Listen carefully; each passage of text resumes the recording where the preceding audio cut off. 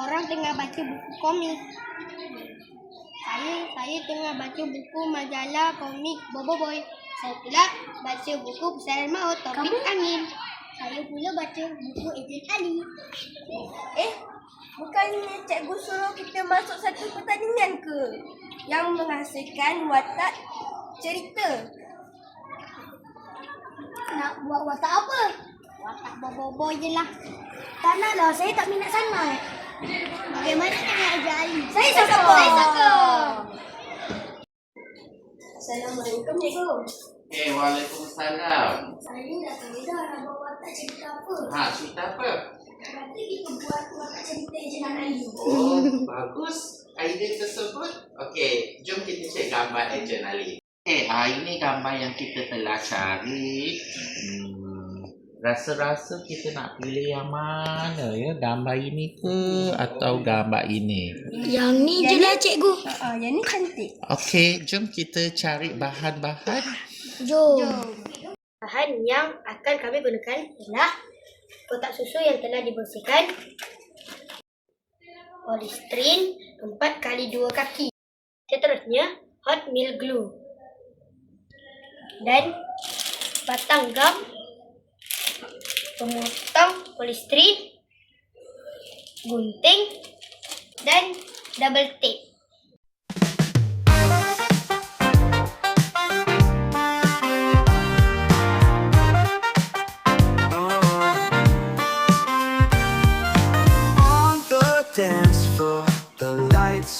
Ini adalah objek yang saya gunting.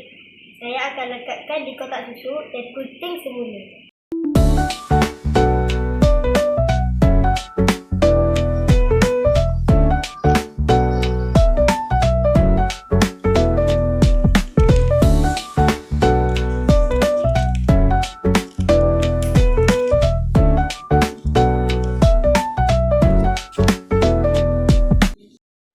Ini ialah kepingan watak cerita yang telah kami gunting dan akan disusun semula di polistrin ini.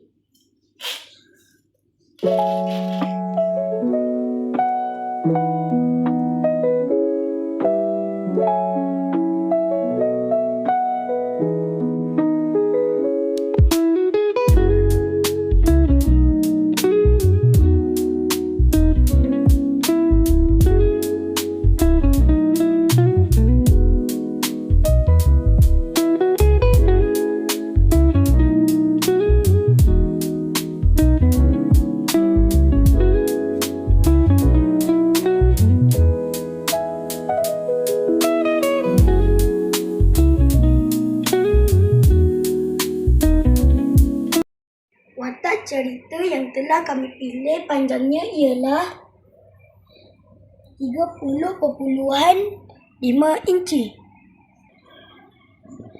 Lebarnya pula ialah 23.5 inci. Ini merupakan watak yang telah kami pilih dari buku ini, iaitu Ejen Ali. Watak Ejen Ali dipilih kerana ia seorang murid yang cergas, cerdas dan pantas. Jom kita minum susu untuk membina sekolah yang lebih Sehat, kreatif